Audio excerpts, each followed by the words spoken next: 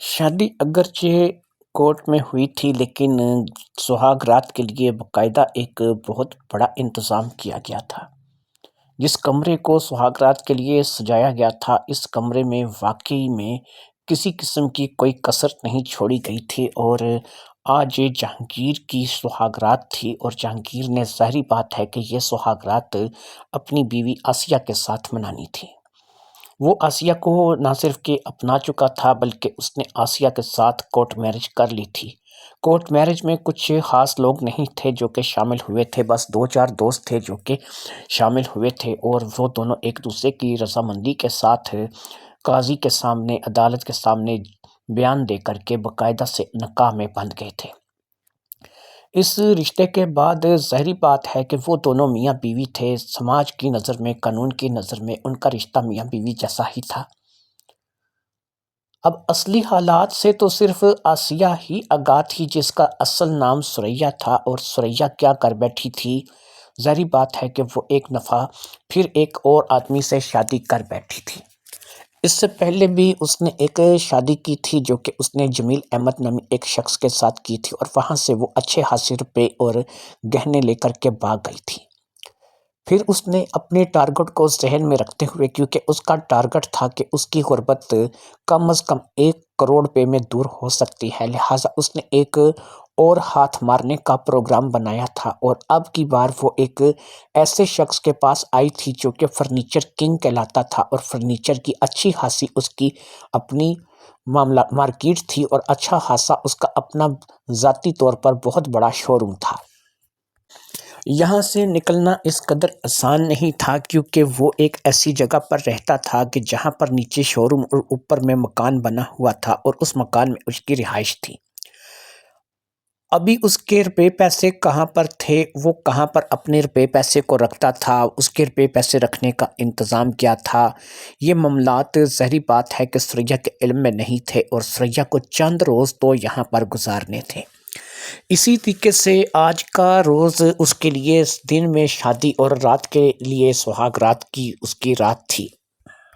اگرچہ وہ ان چیزوں کے لیے ذہنی طور پر آمادہ نہیں ہوتی تھی، لیکن ظاہری بات ہے کہ انکار کی کیا وجوہات پیش کی جا سکتی ہے، یا انکار کی گنجائش ہی کہاں ہوتی تھی۔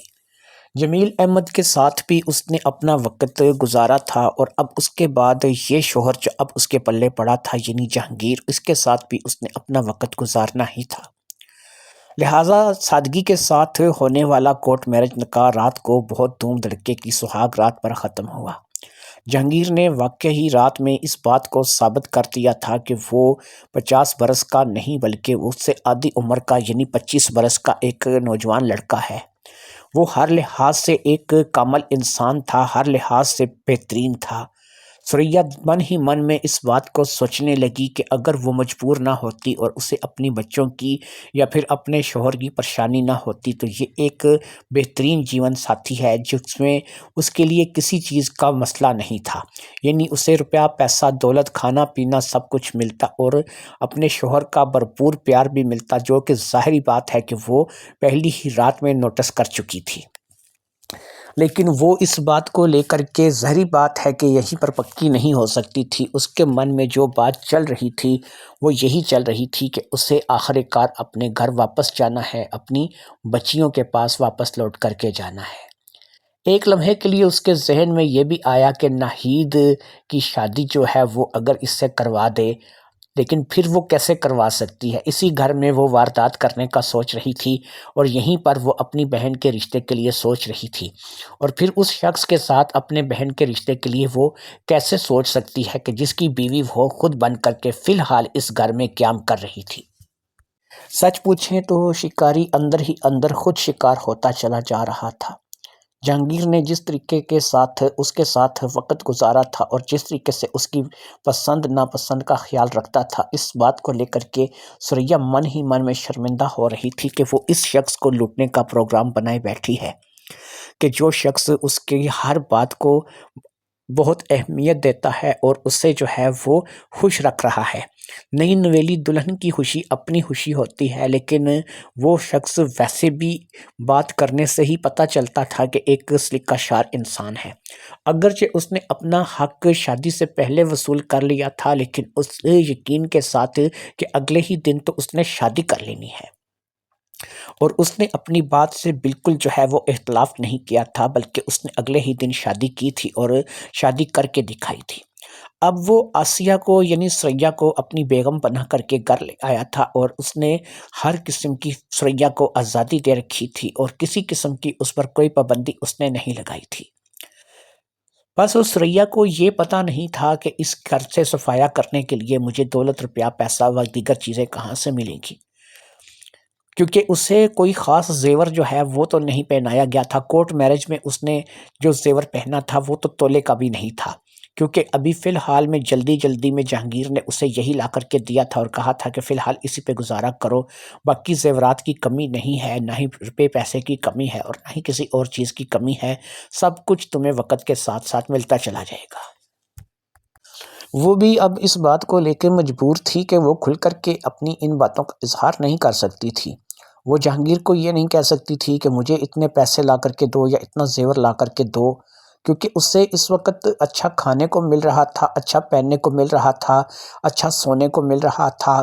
اس گھر میں وہ جس چیز کی خواہش کرتی وہ چیز اس کے سامنے آ جاتی، لیکن وہ اگر اپنے اندر کے لالچ کو ظاہر کرے گی اور یہ بتائے گی کہ وہ ظاہری بات ہے کہ یہاں پر لوٹنے کے لیے آئی ہے یا لالچ کے تحت آئی ہے، تو اس بات کا شبہ جب بھی جہانگیر کو پڑے گا اس کے لیے بہت ہی برا ثابت ہوگا۔ لہٰذا جہانگیر کے وہ اپنے کسی بھی رویے سے جہانگیر کو اس بات کا شبہ نہیں ہونے دینا چاہتی تھی، اور اس کے من میں صرف ایک ہی بات چل رہی تھی کہ جیسے ہی اسے موقع ملے گا وہ یہاں سے نکل جائے گی۔ لیکن سوال یہی تھا کہ وہ موقع کب ملے گا۔ ایک بار وہ اپنے گھر کا چکر بھی لگا آئی تھی، یعنی اس نے یہ کہا تھا کہ وہ چچا اور چچی کے پاس جائے گی صرف دیکھنے کے لیے، اور ان کو یہ نہیں بتائے گی کہ اس نے شادی کر لی ہے۔ وہ صرف جائے گی اور مل کر کے آ جائے گی اور ان سے کسی بھی قسم کی شادی کے بارے میں گفتگو نہیں کرے گی، کیونکہ اس کے ساتھ ان کی ویسے بھی نہیں بنتی، لہٰذا ایک آدھ دن میں وہ واپس آ جائے گی۔ وہ گھر گئی تھی اور ایک دفعہ پھر اپنی بہن ناہید سے اور اپنی بچیوں سے ملنے کے بعد اور اپنے شوہر کو ایک نظر دیکھنے کے بعد وہ اگلی ہی صبح واپس آ گئی تھی، کیونکہ وہ جہانگیر کو کسی قسم کا شک میں مبتلا نہیں کرنا چاہتی تھی۔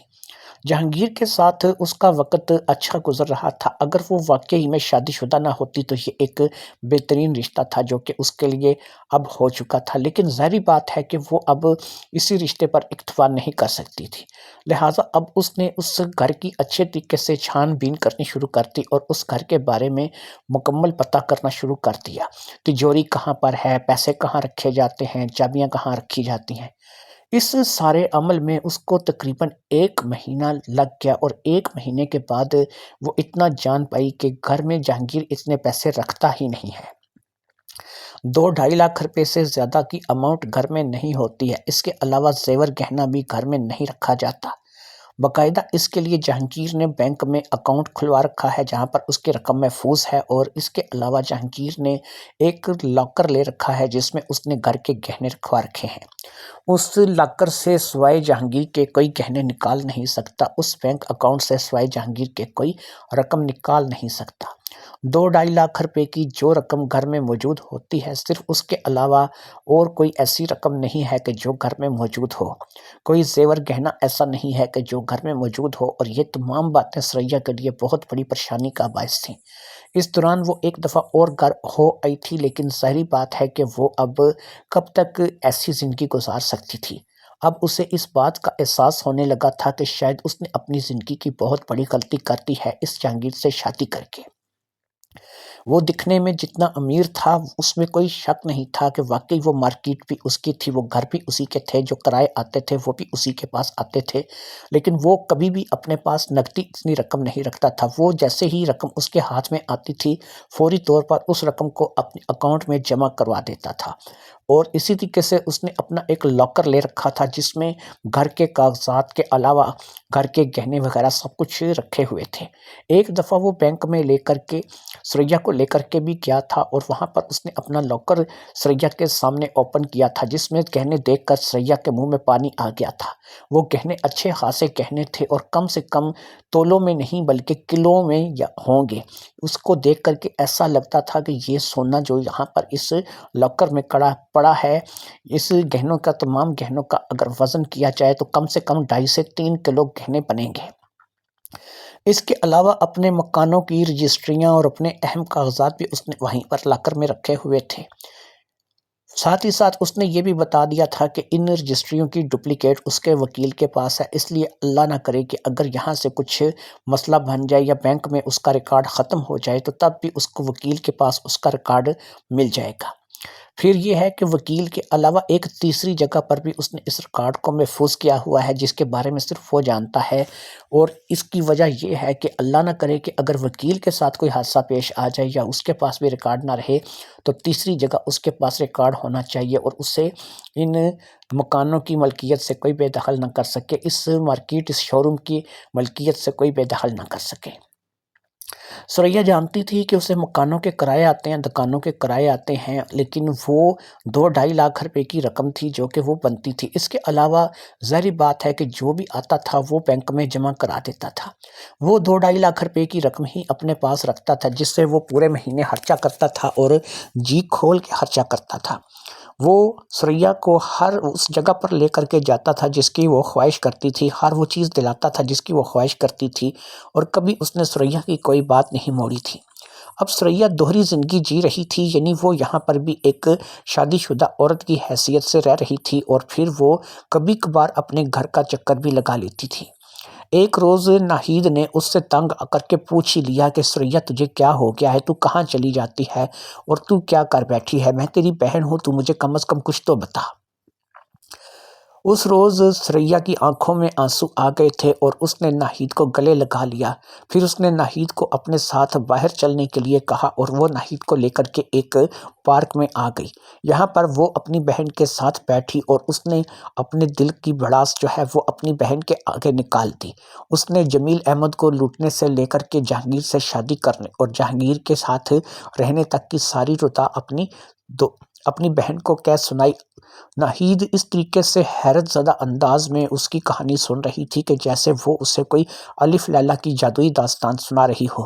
ناہید نے سوچا بھی نہیں تھا کہ سریا اس قدر جو ہے وہ قدم اٹھائے گی۔ وہ اس کے سامنے بھی آسیہ کے روپ میں تھی اور آسیہ کا روپ ہی وہ بنا کر کے رکھتی تھی، اور یہ بات اس نے گھر میں آ کر کے اپنی بیٹیوں کو بھی بتا دی تھی اور ناہید کو بھی بتا دی تھی کہ اس نے میک اپ کروا رکھا ہے ایک بیوٹی پارلر سے۔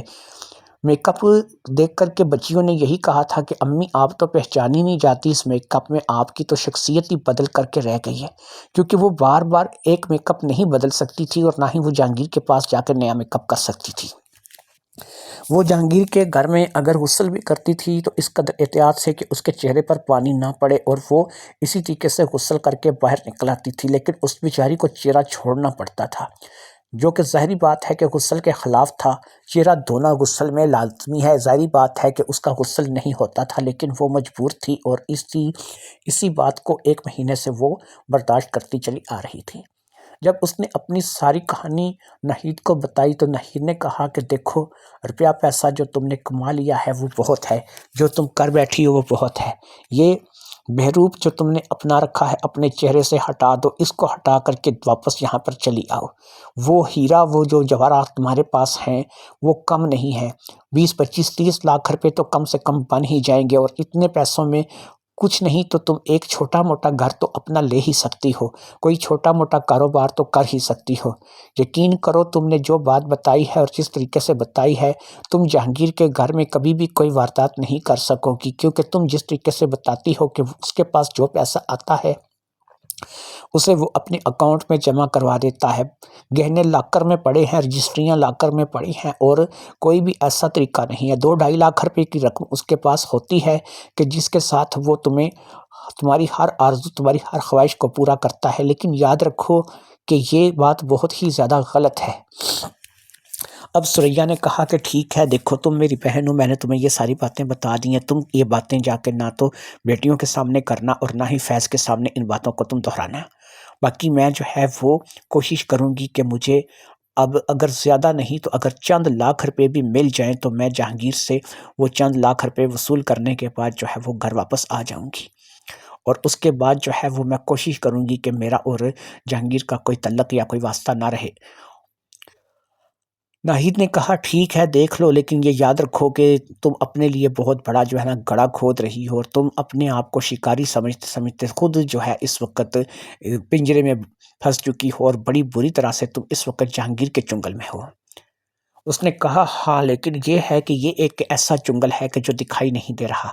جہانگیر نے ظاہر نہ تو کبھی کسی جگہ آنے جانے کی اور نہ ہی کسی جگہ پر میرے اوپر کسی قسم کی کوئی پابندی لگائی ہے۔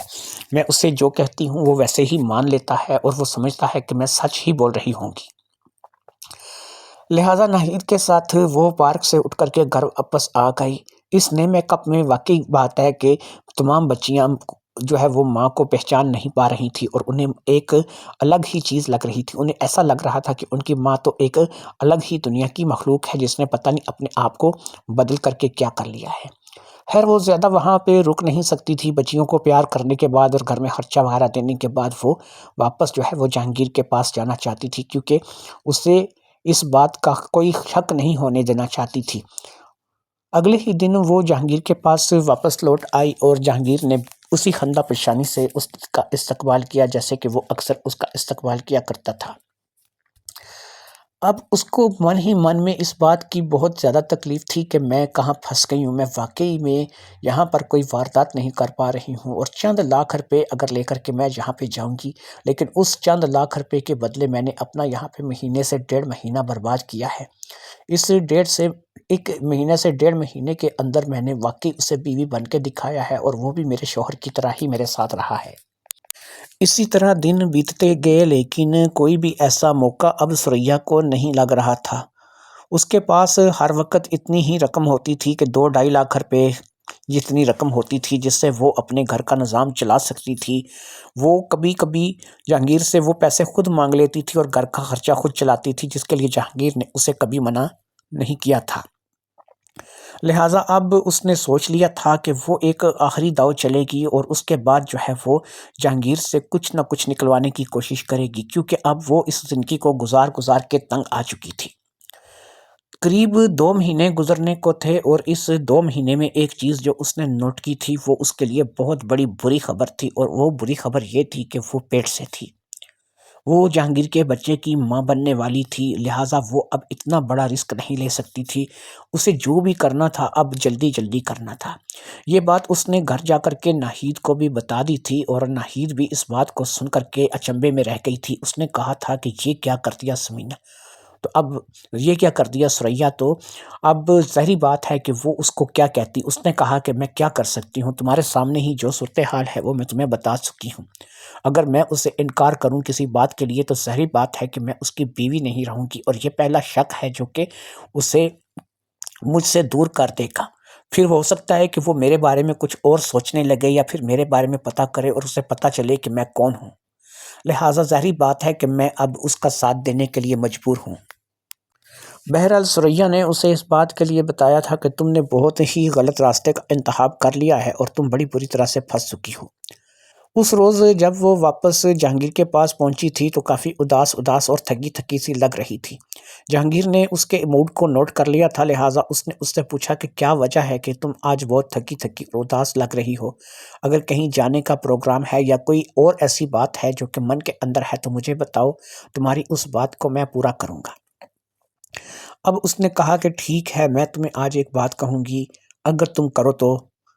جہانگیر نے کہا کیوں نہیں، تم بولو تو صحیح، تم کیا چاہتی ہو؟ اس نے کہا اچھا، اگر آپ میرے ساتھ میری اتنی عزت کرتے ہیں، یا پھر آپ مجھے جو ہے وہ اتنی ہی محبت کرتے ہیں، تو مجھے وہ گہنے لا کے دیجیے جو آپ نے لاکر میں رکھ رکھے ہیں۔ وہ لاکر میں پڑے پڑے کس کام کے کہ میں اگر آپ کی بیوی ہوں تو مجھے انہیں پہننے کا حق ہے، انہیں پہن کر کے میں جہاں پر جانا چاہوں، جس جگہ جانا چاہوں جا سکتی ہوں، مجھے پوری آزادی ہونی چاہیے، اور میں بھی لوگوں کے پاس جاؤں اور وہ گہنے میرے پاس ہوں اور میں نے ان کو پہن رکھا ہو تو لوگ مجھے دیکھ کر کے رشک بھری نظروں سے دیکھیں اور کہیں کہ وہ دیکھو جہانگیر کی بیوی آ رہی ہے۔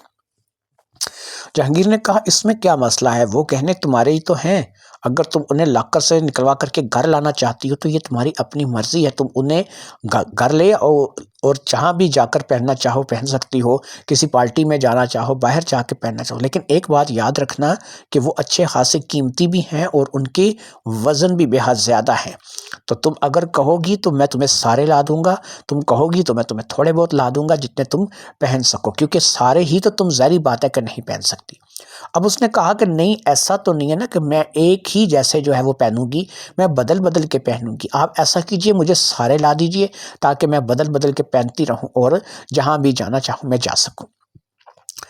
اگلے ہی روز جہانگیر نے اسے تمام گہنے لا کر کے دے دیے اور وہ گہنے واقعی اپنے سامنے پھیلا کر کے یوں بیٹھ گئی کہ وہ ایک ایک گہنے کو حیرت بھری نظروں سے دیکھ رہی تھی۔ اسے سمجھ نہیں آ رہی تھی کہ جہانگیر نے اس کا یہ آرڈر اتنی جلدی تکمیل کر دیا تھا۔ وہ ایسے ہی جھجکتی رہی تھی اور 2 مہینے اس نے گزار دیے تھے۔ اس 2 مہینے میں وہ پیٹ سے بھی ہو گئی تھی، لیکن اب اسے اس بات کی کوئی رنج نہیں تھا، کیونکہ وہ ایک بہت بڑی کامیابی حاصل کر چکی تھی، اور یہ کامیابی جو تھی ظاہری بات ہے کہ ان گہنوں کی شکل میں تھی۔ گہنے اس کے پاس آ چکے تھے اور یہ سونا اچھا خاصا سونا تھا۔ اس نے اس سونے کا باقاعدہ سے وزن کیا تھا اور یہ 2.25 کلو سونا نکلا تھا، جو کہ سیٹ کی شکل میں تھا، جس میں ہار، گانی، انگوٹھی سب کچھ موجود تھا۔ لہٰذا اس نے اس بات کا فیصلہ کر لیا تھا کہ 2.25 کلو سونا آج کے ریٹ میں بہت ہوتا ہے اور اس کو بیچ کر کے وہ واقعی میں 1 کروڑ پتی عورت بن سکتی ہے۔ لہٰذا اس نے اس بات کا فیصلہ کر لیا تھا کہ وہ اس بات کو لے کر کے اس پہ عمل کرے گی اور بہت جلد جو ہے وہ اس سارے سونے کو سمیٹ کر کے اپنے شہر بھاگ جائے گی، اور پھر وہ اپنا ایک دفعہ پھر یہ میک اپ صاف کرے گی اور کوئی بھی اسے پہچان نہیں پائے گا اور نہ ہی اس کے بارے میں، اس کی اصلیت کے بارے میں کسی کو پتہ چل پائے گا۔ یہی سوچ کر کے اس نے اب ایک اطمینان کا سانس لیا تھا، کیونکہ اب زیور اس کے ہاتھ میں آ چکا تھا۔ وہ اب یہ سوچنے لگی کہ اسے کب اس بات پہ عمل کرنا چاہیے اور کب یہاں سے اسے چلے جانا چاہیے۔ تھوڑے بہت زیورات تو پہن کر کے وہ جہانگیر کے ساتھ بازار چلی جاتی تھی، جو کہ ظاہری بات ہے کہ جہانگیر کی نگاہ میں ہوتا تھا، لیکن ایک دم سارا سونا جو کہ تقریباً 2.25 کلو سونا تھا اس کو لے کر کے یہاں سے نکلنا آسان نہیں تھا۔ اسے اچھی طرح سے علم تھا کہ جہانگیر نے کبھی اس کے لیے روک رکاوٹ نہیں لگائی ہے۔ وہ کبھی کبھار یہ سوچتی تھی کہ دن میں بھی جب کہ یہ سارا سونا اسی کے پاس ہوتا ہے وہ اسے ایک تھیلے میں ڈال کر کے یہاں سے نکل سکتی ہے۔ ظاہری بات ہے کہ مارکیٹ میں، شو روم میں کوئی بھی اس سے نہیں پوچھے گا کہ آپ کہاں جا رہی ہیں۔ جہانگیر ہر وقت وہاں پر موجود نہیں ہوتا تھا اور اکثر اپنے کاموں کے سلسلے میں زیادہ تر جو ہے وہ باہر رہتا تھا۔ لہٰذا ایسی ہی ایک دوپہر اس نے نکلنے کا فیصلہ کر لیا تھا۔ اس نے وہ سارا سونا ایک تھیلے میں ڈال دیا اور اس سونے کو لے کر کے وہ اپنے گھر سے نکل آئی تھی۔ اسے واقعی کسی نے نہیں پوچھا تھا کہ آپ کہاں جا رہی ہو اور آپ کی منزل کیا ہے۔ وہ سیدھا لاری اڈے کی طرف نہیں گئی تھی کیونکہ اسے وہاں پر تلاش کیا جا سکتا تھا، بلکہ اس نے جی ٹی روڈ کا رخ کیا تھا، جہاں سے وہ آسانی سے کسی بس میں بیٹھ سکتی تھی۔ کوئی بھی آنے والی بس جو کہ اس کے شہر کی طرف جا رہی ہو یا پھر اس کے شہر کے قریب جا رہی ہو۔ لہٰذا ایک بس اسے مل گئی تھی جس میں اسے سیٹ مل گئی اور وہ اس بس میں سوار ہو گئی۔ اپنے شہر کے بالکل قریب اتر کر کے اس نے ایک اور ویگن پکڑ لی تھی جو کہ اسے اس کے شہر لے آئی تھی اور وہ آسانی کے ساتھ اپنے شہر آ گئی تھی۔ اسے گھر پہنچنے میں رات ہو گئی تھی اور پھر رات کو جب وہ گھر میں آئی تو وہ تھیلا اس کے پاس تھا جسے لے کر کے وہ مطمئن تھی، اور اس تھیلے میں سونے کو دیکھ کر کے وہ من ہی من میں مسکرا رہی تھی، اور اب اسے اس بات کا پتہ تھا کہ اسے صرف اور صرف اس میک اپ کو صاف کرنا ہے اور اس کے بعد اسے کوئی بھی پہچان نہیں سکے گا۔ گھر آ کر کے تھیلا رکھ کر کے اس نے غسل خانے کا رخ کیا تھا، اور اس بار اس نے ایک مکمل غسل کیا تھا جس میں اس نے اپنے چہرے کے اوپر جمی ہوئی میک اپ کی ساری تہہ کو اچھے طریقے سے صاف کر دیا تھا۔ اب وہ دوبارہ آسیہ سے سریا بن چکی تھی اور اپنے بچوں میں آ کر کے بیٹھ گئی تھی۔ وہ سونا جو کہ تقریباً 1.5 سے 2.25 کلو تھا، 2.25 کلو تو پکا اس نے تولا تھا، لہٰذا یہ 2.25 کلو سونا اس کی زندگی کو بدل دینے کے لیے کافی تھا۔ اسے پتا تھا کہ ابھی جو بچہ ہے وہ اس کو 1 ہی مہینہ ہوا ہے، لہٰذا وہ کوئی بھی میڈیسن لے سکتی ہے، اور ایسی بہت سی میڈیسنز ہیں جو کہ مل جاتی ہیں۔ وہ کسی لیڈی ڈاکٹر سے مشورہ کرے گی اور اس بچے کو جو ہے وہ گرا دے گی، اور اس بچے کو گرا کر کے وہ اپنی زندگی میں مگن ہو جائے گی۔ اسے جلد از جلد اس بات کا حل نکالنا تھا، لہٰذا اگلے ہی دن وہ صبح ہی صبح ایک لیڈی ڈاکٹر کے پاس چلی گئی اور اس لیڈی ڈاکٹر کو اس نے اپنا چیک اپ کرایا۔ لیڈی ڈاکٹر نے اس کا چیک اپ کیا اور اس کو بتایا کہ بچہ جو ہے، جو کہ تم اپنے آپ کو پریگننٹ سمجھ رہی ہو اور تمہیں ایسا لگ رہا ہے کہ تم پریگننٹ ہو، تو تم ٹھیک سمجھ رہی ہو اور تمہارا واقعی ہی میں بچہ ہونے والا ہے۔ لہٰذا ایسا ہے کہ تمہیں میں اس بات کے لیے مبارکباد دیتی ہوں، اور چلو اچھی بات ہے کہ 3 بیٹیاں تم کہہ رہی ہو کہ اس سے پہلے تمہاری ہیں، اور تمہیں اب یہ بچہ ہونے والا ہے، شاید یہ کوئی تمہارا بیٹا ہو جو کہ تمہارا سہارا بن جائے۔ اب سریا نے کہا کہ نہیں، ایسی بات نہیں، میں کسی اور کام سے آپ کے پاس آئی ہوں، لہٰذا امید ہے کہ آپ میری بات مانیں گی اور میرا یہ کام کریں گی۔ اب لیڈی ڈاکٹر جس کا نام سلطانہ تھا، اس نے کہا کہ ایسی کون سی بات ہے جو کہ آپ مجھ سے کہنا چاہتی ہیں، یا آپ کیا کرنا چاہ رہی ہیں، مجھے بتا دیجیے۔ اب سریا نے کہا کہ دیکھیے، ایسا ہے کہ مجھے یہ بچہ نہیں چاہیے، میں نہیں چاہتی کہ میرا کوئی اور بچہ ہو، لہٰذا آپ ایسا کیجئے کہ اس بچے کو ختم کر دیجئے، اس بچے کو گرا دیجئے۔ سلطانہ نے کہا ایسا ہو نہیں سکتا، کیونکہ ویسے تو آپ کا بالکل ابتدائی مہینہ ہے اور آپ چاہیں تو چند میڈیسنز لے کر کے اس بچے کو ضائع کروا سکتی ہیں، لیکن یاد رکھیے کہ یہ بچہ ضائع کروانا آپ کی اپنی زندگی کے لیے بہت بڑا خطرہ بن سکتا ہے۔ اس لیے آپ اس بات کو تو بھول ہی جائیے کہ آپ اس بچے کو ضائع کروا سکتی ہیں، لہٰذا آپ یہ یاد رکھیے کہ اس بچے کی پرورش ہی آپ نے کرنی ہے اور اس کو جنم ہی دینا ہے۔ ابتدائی مرحلہ ہے، میں نے آپ کے ٹیسٹ کیے ہیں، میں آپ کو پورے یقین سے کہہ سکتی ہوں کہ اگر آپ نے اس بچے کے لیے کوئی ایسی میڈیسن لی کہ جس سے یہ بچہ ضائع ہو، تو یاد رکھیے کہ آپ کی اپنی جان جا سکتی، آپ کی اپنی صحت اور جان کے لیے یہ دونوں باتیں خطرناک ہو سکتی ہیں۔ آپ چاہیں تو کسی اور لیڈی ڈاکٹر کو جا کر کے اپنی یہ رپورٹیں چیک کروا کے ان سے پتہ کر سکتی ہیں کہ جو میں نے کہا ہے کہ بالکل ویسا ہی ہے اور ویسا ہی ہو سکتا ہے یا نہیں۔ سریا کو تو اب ہاتھ پاؤں پڑ گئے، ظاہری بات ہے کہ فیض بیمار تھا اور بچیاں بڑی تھیں، اور ایسے میں یہ بچہ جو کہ اس کے پیٹ میں تھا کس کا تھا، یہ ایک بہت بڑا سوال تھا جو کہ اب سماج میں اٹھ سکتا تھا، گلی محلے کے لوگ پوچھ سکتے تھے، سوائے نہید کے اس بات سے، اس راز سے کوئی واقف نہیں تھا، اور نہید بھی اپنی بہن کے لیے کتنا کر سکتی تھی۔ ظاہری بات ہے کہ یہ معاملہ ایسا تھا کہ اب چھپا نہیں رہ سکتا تھا۔ سریا نے تو یہ سوچا تھا کہ چلو مجھے اتنا سونا ہاتھ آ گیا ہے جس سے میں اچھی خاصی جو ہے وہ رقم کما لوں گی، ان سونے کو بیچنے کے بعد میں جو ہے اپنا ایک اچھا گھر لے سکوں گی، ایک اچھا بزنس کر سکوں گی، اپنی بیٹیوں کے اچھے مستقبل کے لیے سوچ سکوں گی، ان کی اچھی جگہ شادی کر سکوں گی۔ لیکن یہ سب کچھ ہونے کے ساتھ ساتھ یہ کیا تھا جو کہ اس کے ساتھ ہو چکا تھا، اب وہ باقاعدہ ماں بننے والی تھی اور اس بچے کو وہ گرا بھی نہیں سکتی تھی۔ ڈاکٹر سلطانہ کے کلینک سے اٹھ کر کے اس نے ڈاکٹر رضیہ جو کہ ایک گائناکالوجسٹ تھی اس کا رخ کیا تھا، اور ڈاکٹر رضیہ نے ان رپورٹوں کو دیکھنے کے بعد اسے یہی کہا تھا کہ بالکل ٹھیک بات کہی ہے ڈاکٹر سلطانہ نے کہ آپ اگر اس بچے کو گرانے کے لیے کوئی ایسی میڈیسن لیتی ہیں تو یقین کیجئے کہ وہ میڈیسن آپ کے دل پر بہت برا اثر کرے گی، اور آپ کا دل اس وقت ایسی کنڈیشن میں نہیں ہے کہ آپ جو ہے وہ ان میڈیسنز کو لے سکیں، آپ کو دل کا دورہ پڑ سکتا ہے اور آپ کی اپنی جان بھی جا سکتی ہے، اور یہ بڑا میجر دورہ ہوگا۔ یہ بات ڈاکٹر رضیہ کے کلینک سے بھی سننے کے بعد اب وہ اپنا سا منہ لے کر کے گھر آ گئی تھی، اس کا لٹکا ہوا منہ دیکھ کر کے اس کی بہن ناہید نے اسے اپنے پاس بلایا تھا اور پھر دونوں بہنیں ہی حسب روایت دوبارہ اسی پارک میں جا کر کے بیٹھ گئی تھیں۔ پارک میں بیٹھ کر کے ایک دفعہ تو ثریا گلے لگ کر کے ناہید کے ساتھ اچھے خاصی روئی اور پھر اس نے اپنی مجبوری جو ہے وہ ناہید کو بتا دی۔ اب ناہید نے کہا کہ دیکھو مجھے ایسا لگتا ہے کہ تمہیں جو ہے اس چیز کا ہوش کا ناحل لینے چاہیے۔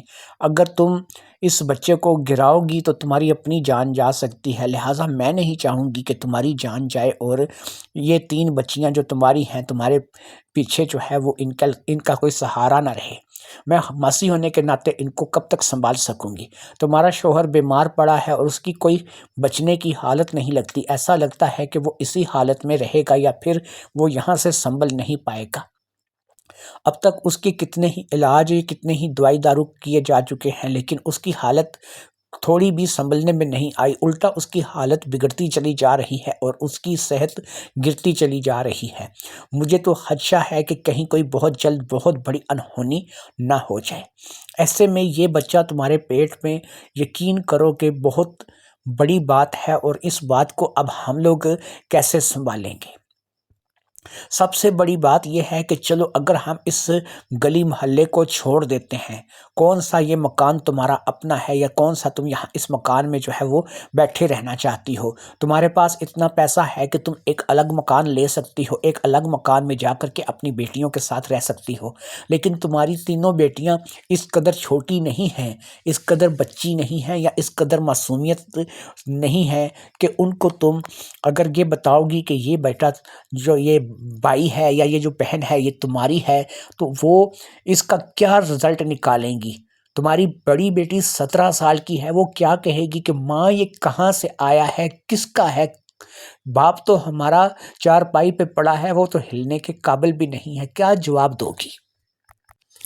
تو پھر مجھے کیا کرنا چاہیے ناہید؟ مجھے کچھ سمجھاؤ، مجھے کچھ سمجھ میں نہیں آ رہا کہ ایسی سچویشن میں میں کیا کروں۔ اب ناہید نے کہا کہ دیکھو ایک بہن ہونے کے ناطے میں تمہیں صرف اتنا کہہ سکتی ہوں، سب سے پہلے تو تم اس محلے سے اپنا مکان بدلو۔ جب تم اس مکان کو بدل کر کے کوئی اور مکان لے لو گی تو اس میں کم از کم تم اس بات سے محفوظ ہو جاؤ گی کہ لوگوں کے تانے نہیں سنو گی۔ اس محلے کے سبھی لوگ تمہیں جانتے ہیں اور اس بات سے بھی واقف ہیں کہ تمہارا شوہر عرصے دراز سے بیمار پڑا ہے اور اس میں اتنی طاقت نہیں ہے کہ وہ تمہارے پاس آ سکے یا پھر تم کسی بچے کو جنم دے سکو۔ اگر اس بچے کا راز اس محلے میں کھلا تو تم بدنام ہو کر کے رہ جاؤ گی اور پھر کوئی بھی تمہاری بچیوں کو بھی اپنے گھر آنے نہیں دے گا اور تمہاری بچیاں تم سے زیادہ بدنام ہو جائیں گی کہ جن کی ماں ایسی ہے اس کی بیٹیاں کیسی ہوں گی۔ لہٰذا سب سے پہلے تو یہی ہے کہ یہاں اس محلے کا اس گھر کو بدلو اور یہاں سے کوئی مکان اور لے لو اور کسی اور مکان میں چلی جاؤ۔ جس شہر میں ہم لوگ رہتے ہیں یہاں پر زیادہ مہنگے مکان نہیں ملتے، اگر ہم سائڈ علاقے میں لیں تو ہمیں کوئی سستا مکان اچھا بنا ہوا مل سکتا ہے۔ لہٰذا اس مکان کو لے کر کے تم لوگ سب سے پہلے تو اپنی بچیوں کو لے کر کے یہاں سے شفٹ ہو جاؤ، اور باقی رہ گیا تمہاری بچیوں کا معاملہ تو تمہاری بچیاں ظاہری بات ہے کہ اب اس بات سے انجان نہیں رہ سکیں گی اور تم سے انہوں نے تو ضرور سوال کرنا ہے کہ یہ بچہ کس کا ہے اور اس کا باپ کون ہے۔ تو ایسے میں جب تمہاری بچیاں تم سے سوال کریں گی تو پھر تم خود کو جواب کے لیے تیار کر لو کہ تم انہیں کیا جواب دو گی۔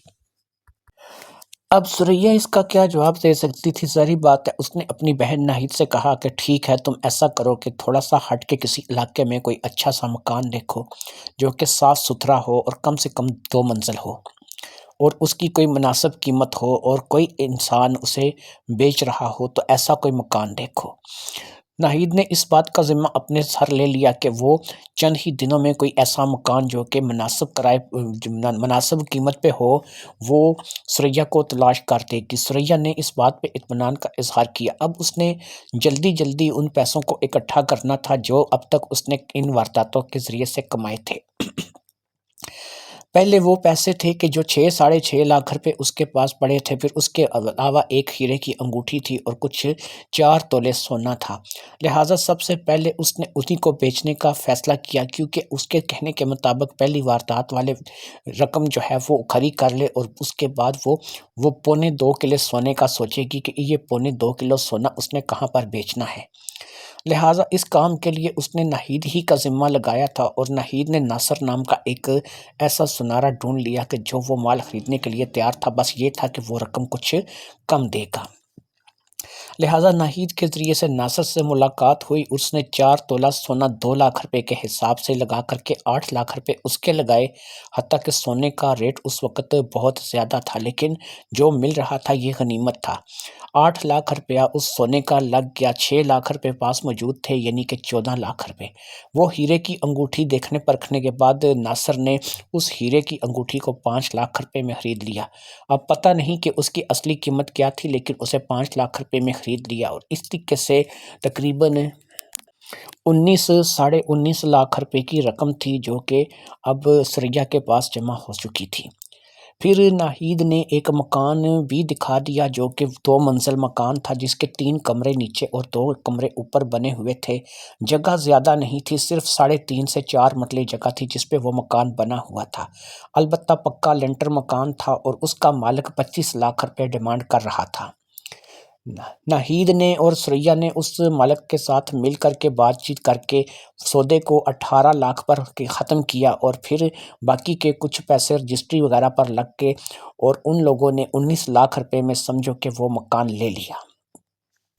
19 لاکھ روپے کی ان کی رقم تھی، لہٰذا اس مکان کو انہوں نے خرید لیا، اور پھر جب انہوں نے یہ خوشخبری گھر میں آ کر کے اپنی بیٹیوں کو بتائی کہ ہم نے اپنا مکان لیا ہے اور ہم اس مکان کو اب چھوڑ کر کے اس دوسرے اپنے مکان میں جا رہے ہیں، یہاں سے انہوں نے بہت ہی جلد ساری شفٹنگ کر لی تھی، کیونکہ اب یہاں سے نکل جانا ان کے لیے بہت ضروری ہو گیا تھا۔ 2 سے 3 دن کے اندر ہی وہ اب اس مکان میں شفٹ ہو گئے تھے۔ یہ مکان پہلے مکان کی نسبت کافی اچھا بھی تھا اور بڑا بھی تھا، اور سب سے بڑی بات یہ تھی کہ اپنا ذاتی خریدا ہوا مکان تھا جو کہ ثریا نے اپنی محنت سے خریدا تھا۔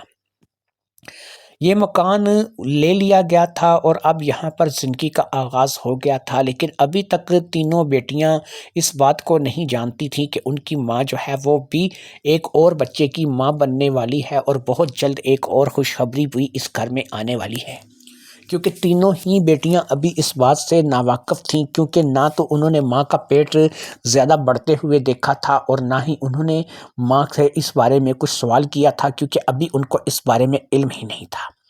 صرف ناہید تھی جو کہ اس بارے میں جانتی تھی، لیکن وہ بھی ظاہری بات ہے کہ خاموش تھی، اور اس کے منہ سے بھی کچھ الفاظ نہیں نکل رہے تھے۔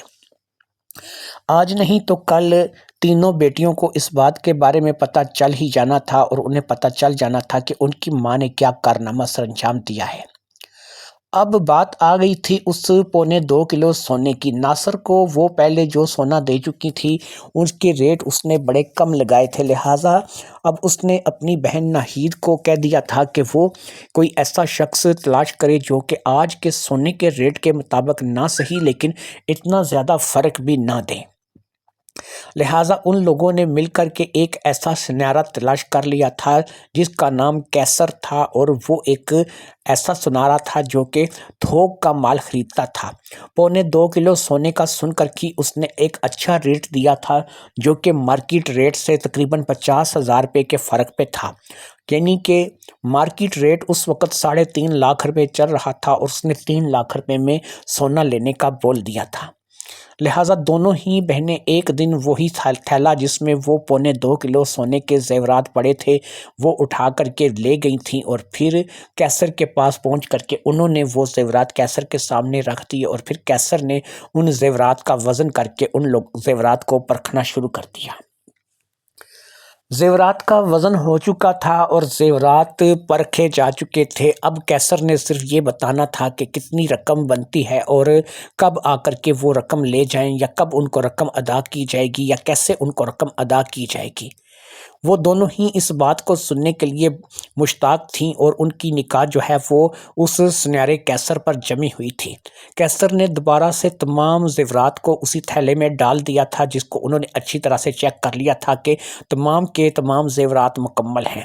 تھیلا دوبارہ ثریا کے ہاتھ میں آ چکا تھا، اور ناہید اور ثریا اب اس قیمت کو سننے کے منتظر تھیں جو کہ کیسر ان زیورات کی لگانے والا تھا۔ لہٰذا اب کیسر نے خاموشی توڑی اور ان زیورات کی پرکھ کے بعد اس نے کہا، دیکھیے محترمہ، ایسا ہے کہ آپ نے یہ کہا کہ آپ کے پاس 2.25 کلو سونے کے زیورات ہیں جو کہ آپ نے مجھے لا کر کے چیک کرائے، ناہید نے اور آپ نے چیک کرائے۔ میں ناہید کو پرانا جانتا ہوں، اس لیے میں آپ کو کوئی ایسی بات نہیں کہوں گا یا کوئی ایسا ایکشن نہیں لوں گا کہ جو آپ کی دل آزاری کا باعث ہو یا آپ کے لیے جو بات آپ کو بری لگے۔ میں صرف آپ کو اتنا کہوں گا کہ یہ جو 2.25 کلو سونے کے نام پر آپ میرے پاس زیورات لے کر آئی ہیں، یہ زیورات صرف سونے کا پانی چڑھے زیورات ہیں، ان کا سونے سے دور دور کا کوئی تعلق نہیں۔ ان کی سب کی مالیت یہ 2.25 کلو ہیں اور ان پہ سونے کا پانی کیونکہ چڑھا ہوا ہے، اور سونے کا پانی چڑھا ہونے کی وجہ سے ان تمام کی مالیت زیادہ سے زیادہ 2 سے 2.5 لاکھ روپے ہے، اور اس سے زیادہ کی یہ رقم نہیں ہے۔ یہ 2 سے 2.5 لاکھ روپے میں فروخت ہو سکتے ہیں، اور یہ 2.5 لاکھ روپے کی آفر میں آپ کو دیتا ہوں۔ یاد رکھیے کہ آپ ان کو لے کر کے کسی بھی اور سونار کے پاس جائیں گی یا ان کو بیچنا چاہیں گی تو ہو سکتا ہے کہ 2.5 لاکھ روپے کی آفر بھی آپ کو نہ ملے۔ بات سن کر سنارے کی دونوں ہی کی چہرے پر ہوائیاں اڑ رہی تھیں، دونوں ایک دوسرے کا چہرہ دیکھ رہی تھیں۔ ان کو اندازہ بھی نہیں تھا کہ یہ 2.25 کلو سونا جو کہ ابھی تک انہوں نے اپنی کسی مشکل گھڑی کے لیے، مشکل وقت کے لیے سنبھال کر کے رکھا ہوا ہے، یہ صرف 2 یا 2.5 لاکھ روپے کا سونا ہے، کیونکہ یہ سونا ہے ہی نہیں، بلکہ یہ تو سونے کا پانی چڑھے وہ زیورات ہیں کہ جن کو وہ پہن کر کے بڑے فخر سے بازار جاتی رہی ہے اور لوگوں کو بتاتی رہی ہے کہ دیکھو میں نے سونا پہن رکھا ہے۔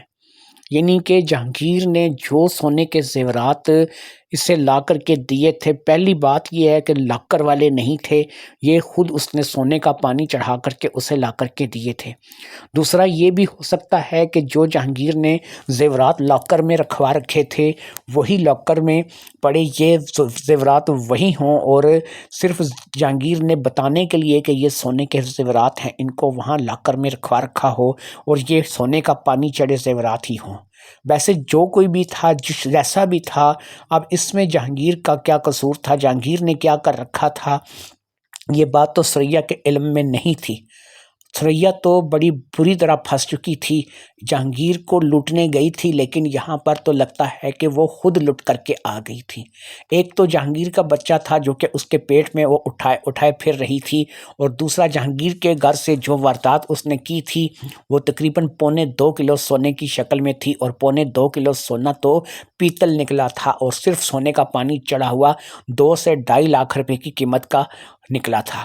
یعنی وہی 2 سے 2.5 لاکھ جو کبھی بھی اس کے ہاتھ میں ہوتے تھے، اور وہ کبھی بھی ان 2-2.5 لاکھ روپے کو لے کر کے جہانگیر کے گھر سے اپنے گھر واپس آ سکتی تھی، نکل سکتی تھی، اور اس کی دوسری واردات 2 سے 2.5 لاکھ روپے سے اوپر کی کبھی بھی نہیں تھی، نہ تو نقدی رقموں کی شکل میں اور نہ ہی زیورات کی شکل میں۔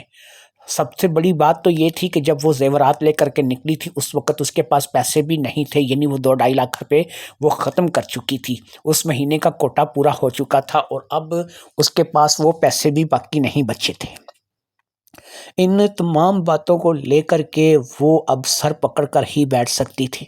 کیسر کی دکان سے نکلنے کے بعد 2 سے 3 لوگوں کے پاس اور جا کر کے بھی انہوں نے ان میں سے ایک ایک زیور کو نکال کر کے چیک کروایا تھا، اور یہی جواب ملا تھا کہ جناب یہ سونے کا پانی ضرور چڑھا ہوا ہے، اور یہ باقاعدہ پیتل کے اوپر سونے کا پانی چڑھایا گیا ہے۔ کسی نے 1.5 لاکھ، کسی نے 2 لاکھ، اور بہت سے ایک آدھ بندے نے 2.5 لاکھ روپے تک رقم لگائی تھی کہ اگر یہ زیور اگر دینا چاہیں تو ہم اتنے پیسے میں یہ زیور لے سکتے ہیں۔ واپس ناصر سنیارے کے پاس بھی گئی تھیں، اور انہوں نے بھی اس کو پرکھ کر کے یہی بتایا تھا کہ یہ سونا نہیں ہے بلکہ پیتل کے اوپر پانی چڑھا ہوا ہے، اور میں بھی تم لوگوں کو 2 لاکھ روپے اس کے ادا کر سکتا ہوں۔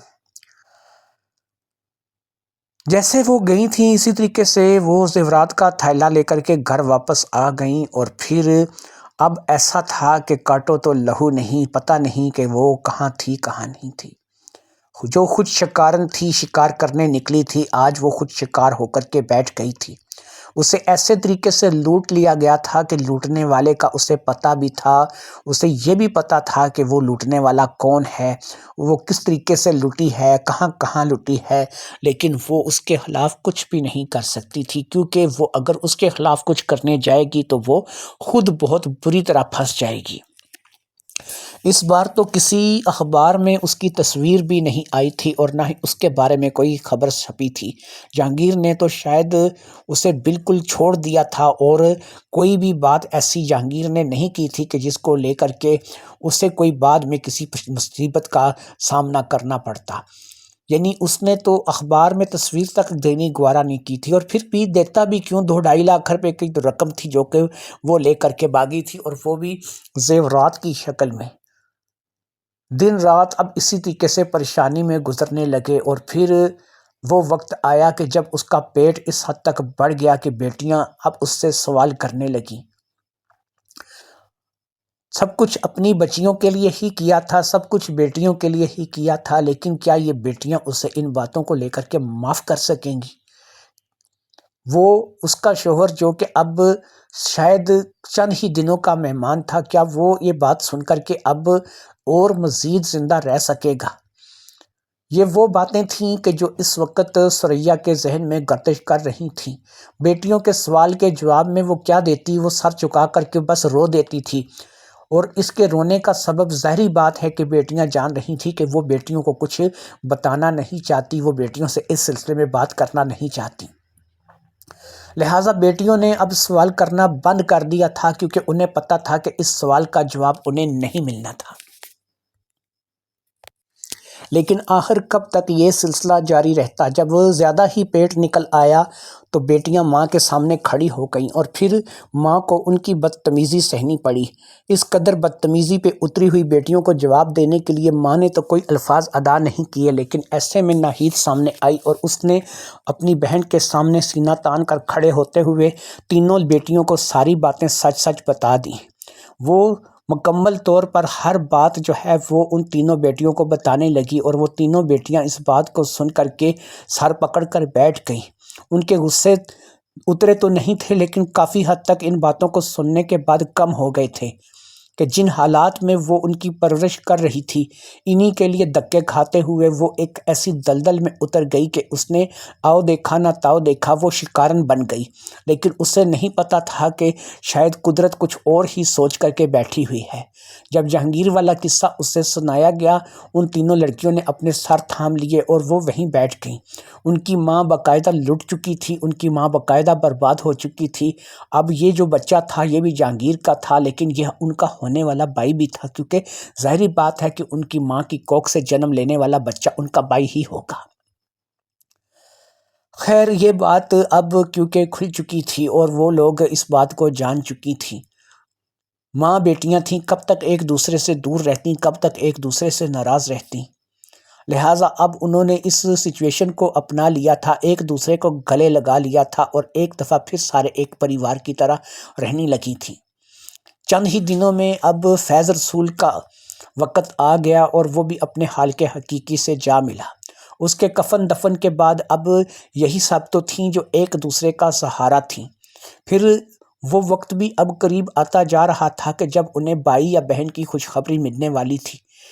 بہت جلد ان کے ہاں ایک بھائی یا ایک بہن پیدا ہونے والی تھی، اس لیے اب وہ ان تمام باتوں کو بھول کر کے کہ یہ کہاں سے آیا، کیسے آیا، اس بات میں لگ گئی تھیں کہ چلو ان کا ایک بھائی یا بہن آنے والا ہے جو کہ کھیلنے کے لیے ایک انہیں چھوٹا سا کھلونا مل جائے گا۔ لہٰذا وہ وقت آ گیا کہ جب ان کی ماں کی ڈلیوری ہو گئی اور وہ ایک چھوٹے بھائی کو لے کر کے گھر آ گئیں۔ اس بھائی کا نام انہوں نے شاویز رکھا تھا، جو کہ تینوں بہنوں نے ہی رکھا تھا۔ ماں کو بھی یہ نام برا نہیں لگا تھا، لہٰذا انہوں نے شاویز نام رکھ دیا تھا۔ لہٰذا شاویز اب اس گھر میں ایک فرد کی حیثیت سے آ چکا تھا۔ وہ جانتی تھیں اگرچہ ان کا باپ کوئی اور ہے، یہ ان کا اپنا بھائی نہیں ہے، لیکن وہ یہ بھی جانتی تھی کہ شاویز جو ہے وہ اب ان کا اپنا ہے۔ شاویز کو ان کی ماں نے 9 ماہ اسی طرح اپنی کوکھ میں رکھا ہے جیسے کہ وہ اپنی ماں کی کوکھ میں رہی ہیں، اور شاویز جو ہے وہ ان کی ماں کا بیٹا ہے، تو پھر ان کا بھائی ہی ہوا نا۔ شاویز کو پیدا ہوئے ابھی 2 سے 3 دن ہی گزرے تھے اور سب لوگ گھر میں خوش تھے اور اس کی خوشی کا جشن منایا جا رہا تھا۔ ایک صبح جبکہ سب لوگ ابھی سو رہے تھے، دروازے پر دستک کی آواز سنائی دی۔ سب لوگ جاگ گئے کہ اتنی صبح صبح کون آ گیا ہے۔ خیر اس وقت شاویز ماں کے پاس ہی لیٹا ہوا تھا اور ماں اسے دودھ پلا رہی تھی، لہٰذا سب سے بڑی بیٹی ماریا نے جا کر کے دروازہ کھولا۔ جیسے ہی ماریا نے دروازہ کھولا، سامنے ایک شخص کھڑا تھا جو کہ دکھنے میں چہرے مہرے سے کافی شریف اور کافی اچھا انسان معلوم ہوتا تھا۔ اس نے سفید رنگ کا سلوار سوٹ پہن رکھا تھا اور اس کے چہرے پر ایک خاص چمک تھی۔ ماریا نے سوالیہ نظروں سے اس کی طرف دیکھا اور اسے کہا کہ جی آپ کون؟ تو اس نے کہا باپ ہوں تمہارا بیٹی، دروازہ کھولو۔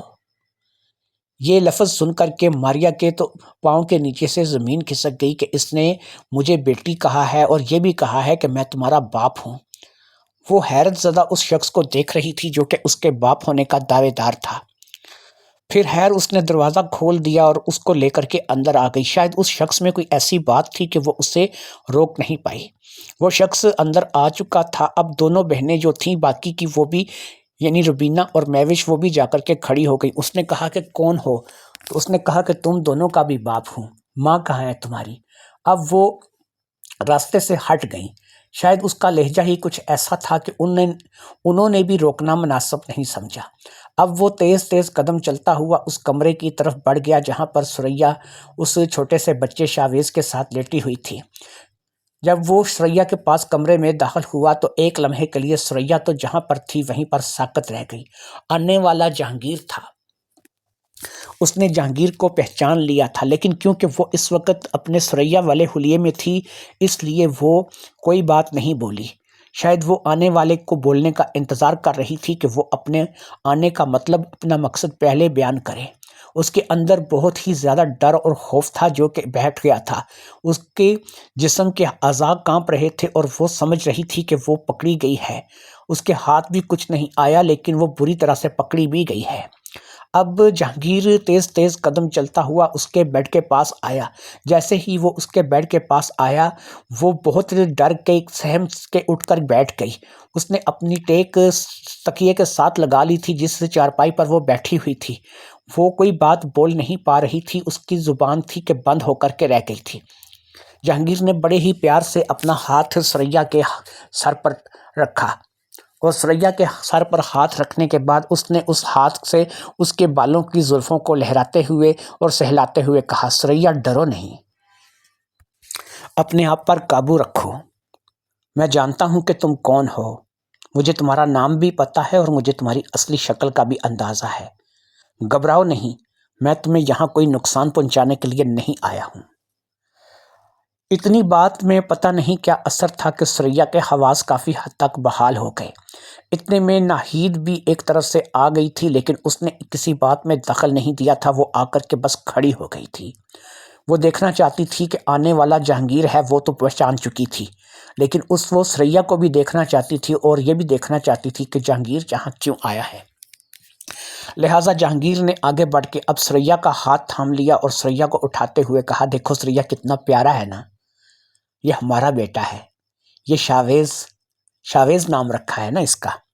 مجھے پتہ چل گیا ہے کہ اس کا نام شاویز رکھا ہے، چھپانے کی ضرورت نہیں ہے، میں نے جان لیا ہے کہ اس کا نام شاویز ہے۔ اور یہ دیکھو کتنا پیارا ہے، اور یہ کیا پیارا ہے، میری باقی کی بیٹیاں بھی تو بہت پیاری ہیں، ماریا، روبینہ، مہوش، تینوں ماشاءاللہ کتنی پیاری ہیں۔ بہرحال تم سوچ رہی ہوگی کہ میں یہاں کیسے، اور پھر تم تو اس وقت آسیہ والے روپ میں بھی نہیں ہو، پھر میں تمہیں کیسے پہچانتا ہوں اور میں تمہارا اصل نام کیسے جانتا ہوں؟ چلو میں تمہیں اس بارے میں بتاتا ہوں۔ تم جب اپنے چچا اور چچی سے ملنے کا کہہ کر کے آیا کرتی تھی اور میں تمہیں کبھی بھی آنے کے لیے نہیں روکتا تھا، تمہیں پتہ ہے مجھے پتہ چل چکا تھا، میں نے تمہارا پیچھا کیا تھا اور مجھے تمہاری ساری اصلیت کا پتہ چل چکا تھا۔ جب مجھے تمہاری ساری اصلیت سامنے آئی تو پھر میں نے یہ دیکھا، یہ سوچا کہ تم یہ کیوں کر رہی ہو، اس کے پیچھے تمہارا مقصد کیا ہے۔ پھر یہ تمہاری تینوں بیٹیاں اور تمہارا بیمار شوہر میرے سامنے آ گیا۔ تمہاری بہن ناہید سے میں ملا، ہاں، یہ میں تمہیں آج بتانے جا رہا ہوں۔ اس بات کا تمہیں پتہ نہیں ہے کیونکہ میں نے ناہید کو بھی اس بات کے لیے پابند کیا تھا کہ اگر اس نے تمہیں ایک لفظ بھی بتایا تو پھر میں قانونی کارروائی کروں گا جو کہ تمہاری بہن کے لیے خطرناک ہوگی۔ لہٰذا میں ناہید سے ملا اور میں نے ناہید کو بتایا کہ وہ میرے ساتھ رابطے میں رہے گی، یہ بچہ پیدا ہوگا تو اس کی خبر مجھے دے گی، اس بچے کی میں ذمہ داری اٹھاؤں گا، اور نہ صرف کہ اس بچے کی ذمہ داری اٹھاؤں گا بلکہ ان بیٹیوں کی ذمہ داری بھی اٹھاؤں گا اور تمہاری ذمہ داری بھی اٹھاؤں گا۔ فیض کے مرنے پر مجھے پتہ چل چکا تھا کہ فیض اب اس دنیا میں نہیں رہا، کیونکہ جب تک فیض زندہ تھا میں تم پر اپنا حق نہیں جگا سکتا تھا، میں تمہیں اپنی بیوی کہہ کر کے نہیں بلا سکتا تھا، میں نہیں کہہ سکتا تھا کہ یہ میری بیٹیاں ہیں۔ لیکن جب فیض نہیں رہا دنیا میں تو پھر میں نے اس جگہ آنے کا فیصلہ کر لیا، لیکن میں شاویز کے پیدا ہونے کا منتظر تھا، اور جیسے ہی شاویز پیدا ہوا مجھے ناہید نے اطلاع کر دی۔ میں یہاں پر آیا اور میرے یہاں پر آنے کا صرف ناہید کو پتہ تھا۔ پھر میں آیا تو میری ماریا، روبینہ اور میویز سے بھی بات ہو گئی، لیکن یہ ظاہری بات ہے کہ آج ہی مجھے دیکھ رہی ہیں اور آج ہی مجھ سے بات کر رہی ہیں۔ میں تم لوگوں کو لینے آیا ہوں، تم لوگ یہاں رہنا چاہو تو مجھے کوئی اعتراض نہیں ہے، لیکن میرا گھر اس گھر سے بہت بڑا ہے، وہاں پر ہر وہ سہولت ہے جو کہ میری بچیوں کے لیے تمہارے لیے بہت ضروری ہے۔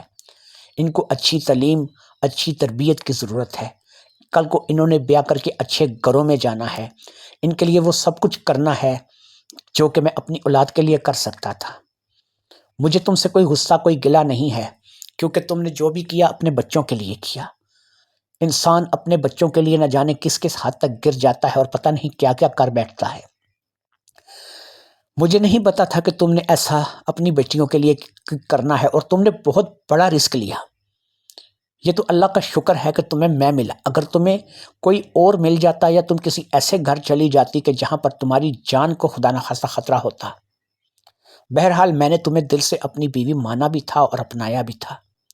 اگر تم چاہو گی تو اب تمہارا شوہر نہیں رہا اور عدت کی مدت بھی میرے خیال میں تمہاری پوری ہونے والی ہے۔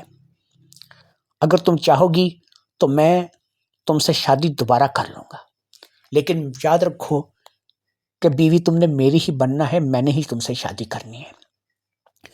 ان کو بیٹیاں صرف میں ہی مانوں گا، باقی یہ جو بازار ہے، یہ جو لوگ ہیں، یہ جو دنیا ہے، یہ بہت ظالم ہے۔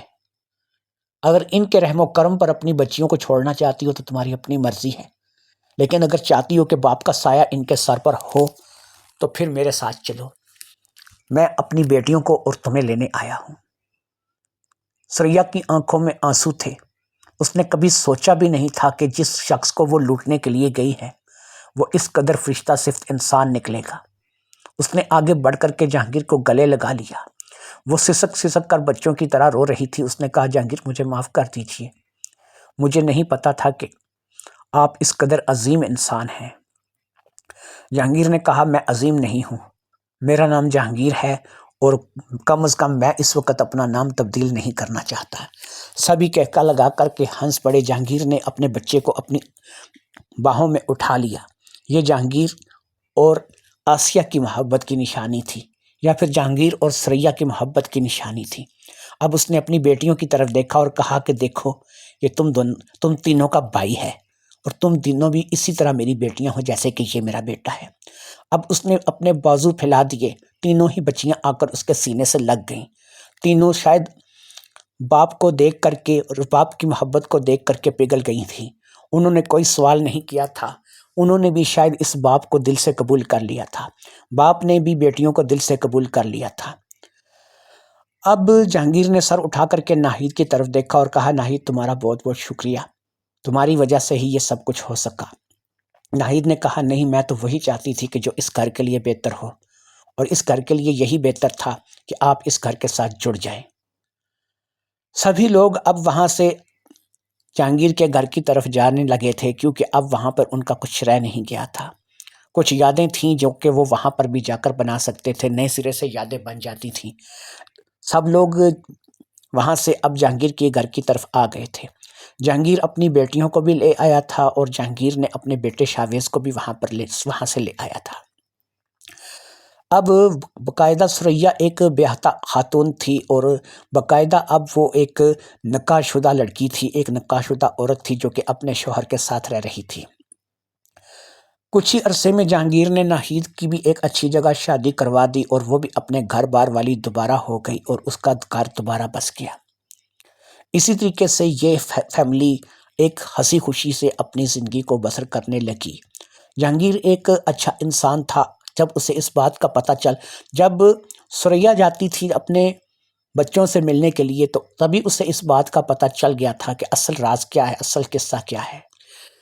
پھر 2.25 کلو سونے والی بات بھی کھلی تو جہانگیر نے بتایا کہ سونا تو اصل ہے جو کہ لاکر میں پڑا ہے، تمہیں تو صرف دیا گیا تھا کیونکہ مجھے پتا تھا کہ تم نے کیا کرنا ہے، اس لیے میں نے تمہیں سونے کا پانی چڑھا کر کے ایک معقول سونا دیا تھا جو کہ کم سے کم 1.5-2 کلو ہو، تاکہ تمہیں ذرا شک نہ ہو، کیونکہ تم نے اچھا خاصا سونا لاکر میں دیکھا تھا۔ وہ سونا تمہارا ہے، تمہاری امانت ہے، تمہاری بچیوں کی امانت ہے، میں نے اس کو رکھ کے کیا کرنا ہے، اب وہ میری بچیوں کی شادی میں کام آئے گا اور تم اپنے ہاتھوں سے انہیں پہناؤ گی۔ امید کرتے ہیں جناب آپ کو یہ کہانی پسند آئی ہوگی۔ اگر آپ کو یہ کہانی پسند آئی ہے تو ہمارے چینل کو سبسکرائب کیجئے، ویڈیو کو لائک کیجئے اور کتاب کہانی آفیشیل اور نایاب سٹوری کارنر کے نام سے 2 چینل ہمارے اور ہیں، ان پہ جا کر کے مزے کی کہانیاں سنیے۔ اسی طریقے سے آپ کو جگ بیتی معاشرتی کہانیاں آپ کو سناتے رہیں گے، نئے سے نئے موضوع پر، خاندانی موضوعات پر، فیملی موضوعات پر، معاشرتی کہانیاں، سسپینس، جاسوسی، ہر قسم کی ناول کہانیاں آپ کو سناتے رہیں گے۔ آج کی یہ کہانی کا آخری حصہ تھا، شکاری کا آخری پارٹ، لاسٹ پارٹ، جو کہ آپ تک پہنچا دیا ہے۔ امید کرتے ہیں کہ آپ کو یہ پسند آیا ہوگا، اس کا اینڈ آپ کو پسند آیا ہوگا۔ آپ خود اس چیز سے اندازہ لگا سکتے ہیں کہ جہانگیر سے بہتر کوئی ور نہیں تھا جو کہ اب ثریا کے لیے ہوتا، اور شوہر تو اس کا ویسے ہی مر چکا تھا، اور ایک ایسا شخص جس نے اپنے بیٹے کو بھی اپنایا اور اس کے ساتھ ساتھ ان بچیوں کو بھی اپنا لیا جو کہ اس کی بیٹیاں تھیں، یعنی ثریا کی بیٹیاں تھیں۔ تو امید کرتے ہیں کہ آپ کو کہانی پسند آئی ہوگی، اپنا فیڈ بیک ضرور دیجئے گا۔ مجھے آج کی اس کہانی سے اجازت دیجیے، جاتے جاتے ایک دفعہ پھر ریکویسٹ کروں گا، کتاب کہانی آفیشیل اور نایاب سٹوری کارنر کے نام سے 2 چینل ہیں، بڑے مزے کی کہانی آج کل ان پہ چل رہی ہے اور وہ انشاءاللہ تعالیٰ آپ کا سننا بنتا ہے۔ اجازت دیجیے، اللہ حافظ۔